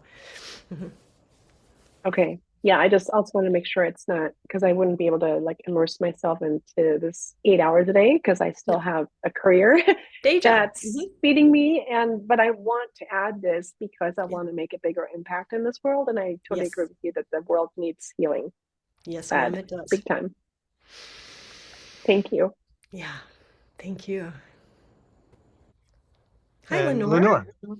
Hi, Alex. That was so beautiful and such beautiful work you're doing. And thank you so much for being so open to share. I just have one little question about the water mantra. I thought I heard Durga in it a few Oh, yeah, times. she's there. I was a little bit surprising. I often think more fire, and I just wonder if you could speak to that. Yeah, so Durga, she's like a calmer, slightly calmer version of Kali. And Durga's nature, she's generating, generating both the illusion of the material creation, but also breaking the illusion. And if you know your Vedic stories, Ma is sitting in her bath when she creates Ganesha out of her own sandalwood powder and whatever. So that water element is generating, generating, generating. Same time, hum is there breaking the illusion. Durga, or Kali, like when she's on the battlefield as the Divine Mother, she has all her arms and weapons, yeah? The one that's on her index finger, Sudarshana Chakra. Sudarshana means it's the energy of the sun in a weapon. Why does God have weapons? Why does God have to be armed? Doesn't that defy all of our nonviolent training, everything? Hey, because negativity gets so huge and runs so amok that it requires supernatural weaponry to cut it, to take it down, to rebalance the creation again. And so Mother, when she throws that, it's like a discus, the Sudarshana Chakra. When she throws it, the energy of the sun, it never misses. It always decapitates the demons who are running amok, which are basically all of our blocks writ large and personified. And the sound it makes as it slices through the air is hum. So that's actually in her mantra as well. Om klum glum jam kanaka durgamba. Om klum glum jam hum kanaka durgamba durga devi prasanam. So both generating and destroying illusion, both, is implicit in the water element. Good catch. Thank you, Lenore. Wonderful. And to your question earlier, Alex, yes, we can answer some of the questions in chat. Did you want to look at any of them in particular? Yeah, bring them I forward? saw Lorraine is asking, we can learn from heartbreak. When is it appropriate to heal it? part one. Part two, why is there so much poverty and suffering in India? That's very interesting. I'll get back to heartbreak, but Yogananda actually is very instructive on that subject. He said, well, the West went into expression and industrialization and, look at me. And the East went internal. And he said, actually, it went out of balance. The West got too material and the East went too internal and sacrificed material, progression, you could say, for spiritual reality. And he said, actually, both now, souls from both places from past lives are incarnating in the opposite place to bring it into balance. And so you see India suddenly coming up with a middle class, which they really never had before. And you see the West getting infused with spirituality. So it's a work in progress. But India really, it made some interesting choices there, and suffered the consequences, I would say, on a sort of meta level. We can learn from heartbreak. Yes, when is it appropriate to heal it? I would say anytime, because a soul can only get to a certain point, and then if it's so hampered by heartbreak, it really can't access the high consciousness, which is our birthright. And, it's kind of like in a hot air balloon, you have to jettison those bags in order to be able for it to lift off. And at a certain point, it becomes really important to move those layers out that are blocking us from really seeing and accessing. Was Kaleshwar, he's out of the body since 2012, but was he a vegetarian? He was. Did he insist on vegetarianism with his students? Majority, yes, especially for certain processes that we were doing, yes. Not hard and fast, not all the time, but certain times, yes. What's the relationship of this tradition to Islam and other traditions? Well, so, as we know, this is the mystics discussion, right? Mystics of all traditions may have come out of a particular religious structure, right? You have Kabbalah in Judaism, you have the Sufis in Islam, you have the Christian mystics, you have the Siddhas versus Hindu practitioners who are like nice Indian people going essentially to temples like Christian going, church going people on Sundays. All traditions have a mystical layer. And when those mystics transcend the tradition that they're in, they all know the terrain of the consciousness very well. They might call it a different label, but they're basically talking the same things because they've transcended the constraints of a particular religion. Shirdi Sai Baba, the master of my master, was raised as a Muslim and dressed as an Islamic fakir, and in fact lived in an abandoned mosque. But he called his abandoned mosque the Dwarkamai, which is a reference to Krishna's palace. Shirdi Baba, for all intents and purposes, looked like a Muslim, which was really important in India of the 1800s and the early 1900s because, Muslims are a minority in India and often not treated well by the Hindu majority. And to see this holy man with miracle abilities also, Shirdi Baba was extraordinary. And he could speak on any tradition eloquently. Didn't matter. Somebody came, they were a Parsi, or they came, they were a Christian, or they came, they were a Hindu, whatever. He could speak to everybody from their scripture point of view and from their particular paths. So, actually what Kaleshwar told us at one point was that the information hidden in those palm leaf manuscripts that's coming out slowly through his students in a few generations on this planet, that knowledge would help end religious fighting on the planet. Because it's a universal knowledge. It belongs to all of us. It isn't the purview of any one particular religion. So there's hope. You also asked if everybody's healed, then what's the need for healers? How important is awareness of the sound as when sung must be done with present consciousness? If everybody's healed, what's the need for healers? Well, this world is it healed? It looks pretty dramatically horrible and suffering to me. A lot of room for improvement, no? So sure, everybody in essence is an enlightened being. That's great, but why aren't we acting like it? There's a disconnect. What is that disconnect? That we need to address.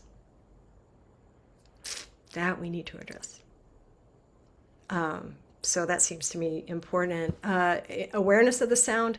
Like when we did these mantras back in the day, we just did them. We didn't even know what they were. We didn't know what they meant. We didn't know what we were saying. We just did them.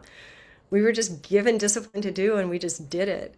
So how much consciousness was there? I couldn't say for myself, certainly, but it does help to be, tuned in, I suppose. But everybody, we start where we start. You're also asking, what is the source of human wounds and darkness? I think it's that initial disconnect that we think we fall into the illusion that we're separate from God. And from that moment, then the karmas, the lifetimes, all the stuff starts building.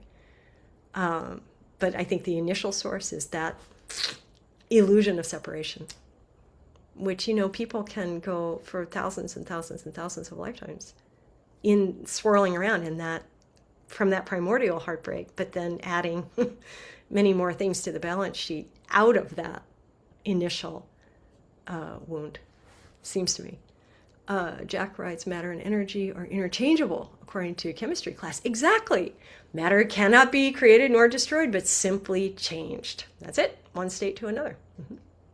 These principles entirely sync with my work. Mm-hmm. 1000%, yes.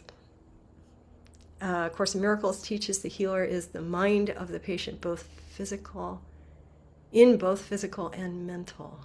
The healer is the mind of the patient. I'm not sure entirely what that means, except is it suggesting that there's essentially no difference between the two at the No, it means that level? from the divine aspect of us is what heals the body, the form that we're in. So 1000%. content and form. Yes. Right. Here's the funny part. If the soul is like a kind of battery, right? That essence that can heal, that part of us that is that divinity. Sometimes that battery gets a little low. When a soul encounters a soul who is flowing a lot of divine energy, then it can act like a jump start or a recharge to that soul battery. That's all healing is. It's one person who has a big channel, a big hose for the divinity to pour through, pouring that into another person to help their own battery just wake up again, to help their own spark recharge itself. So you're actually doing your own healing, but we need a little help from our friends sometimes, isn't it? Yes. And then we have John Sunday with his hand up, very patiently waiting. Oh. And then we'll go into our final questions. So, John. Thanks, Alex. Thanks a million for that your program today. Thank you. Let me just ask you this: I'm into sound and acoustics and that kind of, and especially the mantras that you sing in there. You had no clue what they're about, but you just did it by But I know one thing for sure: that they are in resonance with a frequency and a vibration of a specific nature. So I'm curious to know, and I have a reason for asking this question, which I'll tell you. But I'm curious to know. You mentioned earlier about the mystic, anyone conscious of the path to a mind, heart of God, or in other words, cosmic consciousness, like getting together. There's a frequency for that. There's a vibration for that, And this can be tracked with the religion of science today. And I'm wondering, do you have any access to anything like that? And the reason I'm asking you this is because I know a lady in Kansas who makes a wristwatch, and she has over 1,000 healing frequencies for the body, but there's nothing for heartbreak. I mean, she's got a lot of emotional stuff, but there must be a frequency for that. And it's an amazing watch. It's a simple like this, and on the back there's a speaker, and it goes into your skin. And it goes into your bones. It goes immediately affects your whole body. And there's over 1,000. And if we could get you in contact with her or her in contact with you, I'm sure we could do something with this heartbreak thing. Get in the frequency of it. And I don't know how to do that. But there are people like Tesla and Royal Rife who knew all that kind of stuff. It's a scientific. Here's the crazy thing about heartbreak: as no two snowflakes are identical, every human being has their own configuration of heartbreak. So I don't know that it could just be put down to one frequency or one vibration. There's such a span. This is part of the understanding as a soul physician, if you will. Like a doctor has to know what kind of medication to give for a particular condition. But sometimes people don't respond the same way to a medication. And sometimes they have a reaction to it, a counter reaction, that a physician also has to know how to handle that. So I don't know. If about it the could be. separation. It's about the separation, healing the separation, to make True that. whole. That's what healing True that. means, to make whole. Yes, Like it so, does. to the split. Well, there must be a frequency somewhere for this, or I'm just curious about that. Anyway, thank you so much. Thank you. Everybody's saying what a beautiful presentation you make. Let me say how beautiful you are, and Oh, I God bless really you. admire you. Thank you very much for showing Thank up. you. You're I like would a suggest the it's eye the candy. divine in me, but thank you. I Thank you, did John. want to hit Eva or Ava's question too, just as we quickly run through here. Does a healer need to be a healer themselves in order to be an effective, consistent healer?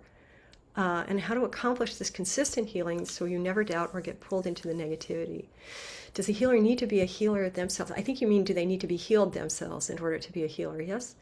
You know, what I've come to see, because we were all unwashed, really kind of ruffians back in the day. And healing, my experience is the more we put ourselves in the way of facilitating healing for another person, the more we ourselves come up. And so it isn't like, oh, well, I have to have everything in a line and have my shit together and be all perfect before I can do something for someone else. That's a myth. It is, to a kindergartner, a third grader is a genius.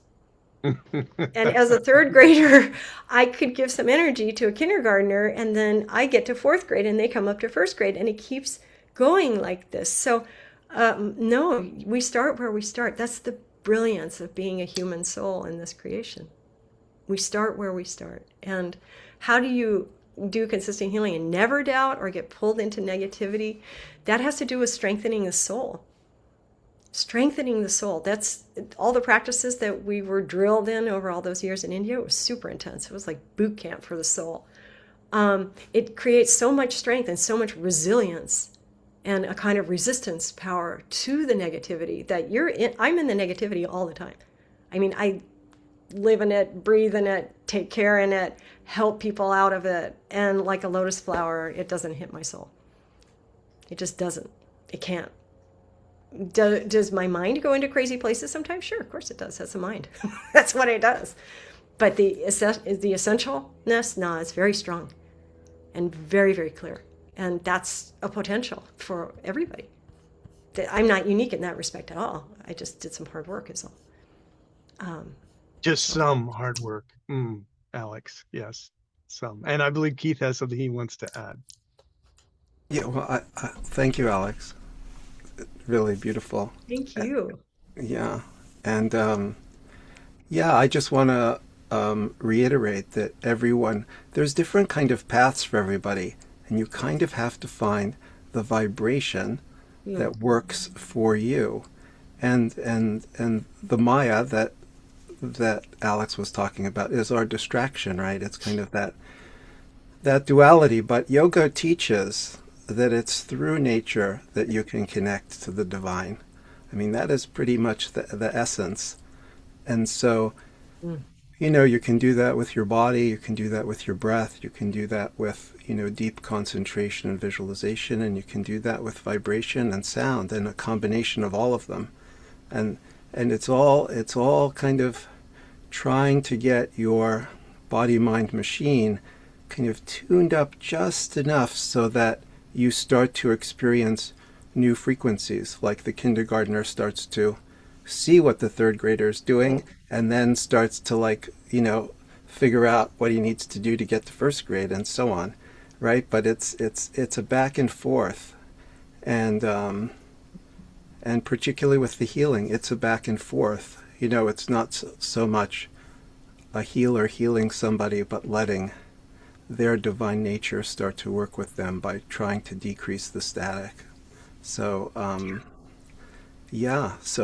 so whatever you do, whatever your path is and whatever you're drawn to, don't try to keep going to the voting booth and voting in different places, like Alex said, because if you're devoted to something already, don't keep going and voting for something else, right? Stay with where you are. Yeah. So, and just try to, help that blossom. But always, rituals and techniques kind of lose sometimes how they're taught energy kind of gets lost. They've just got a little too rigid, and their essence is just not there. But Alx is able to, you can feel the energy that she has when she says the mantras. You can hear other people, and, it just doesn't have that same, quite energy. So anyway, whatever everyone's doing, keep it up. Just kind of, learn and try to, and the practice, the more you go there, the more you'll stay there. Mm. Mm. Absolutely. Word. Thank you, Keith. And I know that we are running a little over, but if it's okay with everybody, we can do our classic questions that we always ask on the Seeker's Compass. Do you still have time for that, Alx? Oh, sure. Okay, great. Love that. We appreciate that. All right. So let's go ahead and we'll do that. So our first one, of course, is what you've already done, and that is tell us about your spiritual path. So that's We covered amazing. that one. Check. We did. Thank you. That was brilliant and insightful and deep. And I love how you kept referring back to yourself as, rough bohemian and that type of thing. I can truly relate to that. I as know. many- And that Yeah, digital angle as well. absolutely. Yeah, I get that. So talk to us about the divine. The next two questions are tied together. How or when do you experience the divine? And when you do, what do you experience? That's such an interesting question, like for me at this stage, I would have said different things 5 years, 10 years back, whatever. But at this point, there's experiencing it it's perpetual. I whatever's left there is constantly aware of divinity flowing through. So it's not an out there anymore. It's an inside thing, and it's constant, I guess, which is strange even to hear myself say that. But yeah, it's pretty constant. What do I experience when I'm deeply aware of divine presence? Sometimes it will happen that there's a wave of transmission from the cosmic, and those are big waves. They'll knock me out. I'll be like on the couch for 2-3 hours in a very deep trance, in and out of consciousness and what's happening, and receiving interior messages and that kind of thing. That happens. So that's a little bit intense, but majority, yeah, I'm just kind of in it. I think the fish in the water doesn't know it's wet, and so it's just kind of like, oh, okay, well, another day of interesting, who knows what's going to happen kind of thing. A lot of our mystics have referred to it as the background Om. That's always present, always there. We just tune into KGOD a little more clearly. Yes. Yeah, the radio waves are always there. How much are we hearing them? That's the question, yeah. Right. Yeah. Thank you. So tell us about the challenges that you've had on your mystical path. You touched on a few of them. That's like a whole other, I could speak for 3 hours on that. Yeah, well, of course, like all good spiritual flailing people, I made my share of mistakes, massive mistakes. And I have to say, I learned more from the mistakes in some way than I did from anything, quote unquote, successful in some ways. Challenges were the belief systems that I thought I didn't have until they got crumbled at my feet in face of the reality of the divine. Those were hard, losing cherished belief systems. Oh, God should be like this, or this is what's fair, or this is how a spiritual master should operate, or this is how I should be seen in the world, or how I should present, or I get a gold star on my little shirt because I'm a spiritual practitioner. Yeah, not so much, right? These kinds of belief systems had to shatter, and they're painful when they shatter. Of course it's a relief, but it's also like, oh, but what about, oh my God, the false ideas we have about ourselves. And of course the crazy blocks, the unworthiness, the lack of self-esteem, the arrogance, the egoism, the anger, the pride, the feeling of left out or missing out, like all of these things that they at different times would come up super strong, especially when I was living in India, which was really a crucible where the heat was on all the time. And it was very intense. And to see this kind of ugliness in myself surface again and again and be like, ah, sheesh, not that again. Really? Oh, and it's depth stuff. It's big Oh emotions yeah. being pulled out. And it's And it's an onion. You have to peel it. over and over and over again. And when you Yeah. think, oh, okay, well, that one got resolved pretty well. Yeah, a year later, wait, because phoom, again, it blooms up in a different form and has to be contended with. So a lot of challenges, um, a lot. And when somebody goes toward the mother, this whole path actually is very centered on Divine Mother. I didn't talk so much about her, but oh boy, direct experience of her and even meeting her in form, which was ungluing. The closer you get to the mother, the more she wants to test who are you and why should she give her abilities to you? Who are you? What are you going to do with it? Are you an honorable soul? Or are you somebody who could be swayed by power or material, this or that, or whatever, so the testing level increases dramatically, and that's ongoing. That never ends. That never ends. It's always a refining and sometimes painful.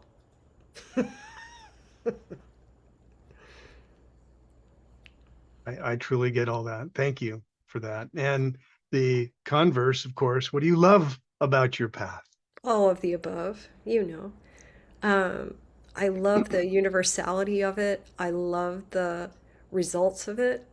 There are very few things in life that you can put in some effort and then actually see something occur as a result and rapidly, and that never gets old. And for 20 odd years I've been teaching all of this and doing healing, but majority teaching.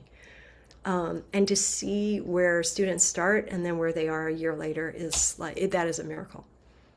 And that never gets old. It is a constant, I don't even know what to say. I'm in awe all the time. Blessing.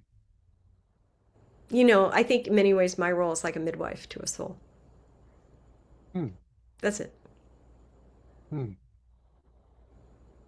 It's That's not very powerful. glamorous, but that's the deal. We've met with many professional midwives on both physical, mental, emotional, spiritual levels, and so that's a big deal. That It is is. definitely a big deal. Yeah, It's a no beautiful question. role, So tell us about your spiritual practice. What do you do regularly as part of your practice to connect to the divine? Yeah, well, once again, it's so constant internal. I do meditate sporadically. When those big waves come, obviously, I'm put into meditation. So I kind of just rely on those at this point. Um, and teaching and healing is my main practice. And doing fire homas every 2 weeks, every full moon, every new moon, and then sometimes on more special times we do more. But being in the elements all the time, being in the energy all the time, living my dharma. That's it. Living my dharma. A new bumper sticker. There we Right? go. Yes. Living my best dharma. Living my best dharma. Dude. Oh man. And finally, how would a new seeker join you on this path? You've mentioned that before, actually, and Yeah. I will put back into chat the link for Yeah. you, so Yeah. people can find out all about you and what you offer at UCBK, right? UCBK.org. Yes, sir. Yeah. Come on in. The water's warm. Might be very warm. Yeah. Well, yeah. And the temperature keeps coming up. Uh-huh. I get that. In the fryer. Yes. But In the fryer. there's a great poem by Hafiz, the great Sufi poet, who said, pulling out the chair from beneath your mind and watching you fall upon God. What else is there any fun for Hafiz to do in this life? Wow. Okay. And I feel like, well, that's That's our potential invitation, you know. Yes, it is. I want to reflect on one thing that you spoke throughout your whole presentation, and that is that core notion of heartbreak. Mm, And what resonates deeply for me is the message that Pascal gave us decades ago, that we all have this God-shaped hole in our heart, mm, this mm. God-shaped hole. And what that means is that it requires us to Mm, see that hole. And mm. the only thing that will fit perfectly is our perfect connection with the divine. That's what heartbreak This is is. so true. It is so true. At its most foundational, you know. How it expresses, somebody again lived through traumatic circumstances or had a lot of loss or a lot of wipeouts or financial ruin or, professional aspirations dashed or whatever it is that breaks our hearts. Just compounds on that initial hole. And takes us further and further away from the divine. It can. And as somebody observed in the chat, it can also bring us to our knees so radically that there isn't any other recourse except for Right. that. That's hitting rock bottom. It is. Absolutely. It is. It's interesting in Kabbalah, hell is defined not as a destination, but as a distance from God. Mm, mm, I find that to be so thoughtful and mm, provoking, powerful. mm, mm. Yeah. And it can be a how do you say, like a turning point. Right. Every healer, and by healer I mean that in a broad sense, not like a formal, you have your name on a plaque somewhere that says I'm a healer, but we're all performing those roles for other people throughout our lives, just spontaneously and naturally. But healers generally tend to be very heartbroken people. There's a They've correlation. had to learn. They've had to learn from it to Or see it they're and or they're recognize it. mining it to find out, what is that? What happened to me? Right. And by the time you get a few answers about, well, what is this? Then you automatically are motivated to help other people. You know, you can't sit on your hands. No. And so Well, we're like, thank you, yeah. Alex. You've been such a blessing to us today. Oh my We gosh, appreciate likewise. you and wish you nothing but the greatest success in your path. And I'm going to go ahead and stop share so that we can go into gallery mode and all say goodbye. Oh, And thank you so fine. much, everyone. Thank you so much, and I hope we'll all see one another again soon. It's really a huge privilege and honor, and God bless everybody. And thank you for the lovely comments in the chat as well. Yeah, Blessings, everyone. be blessed. Be blessed.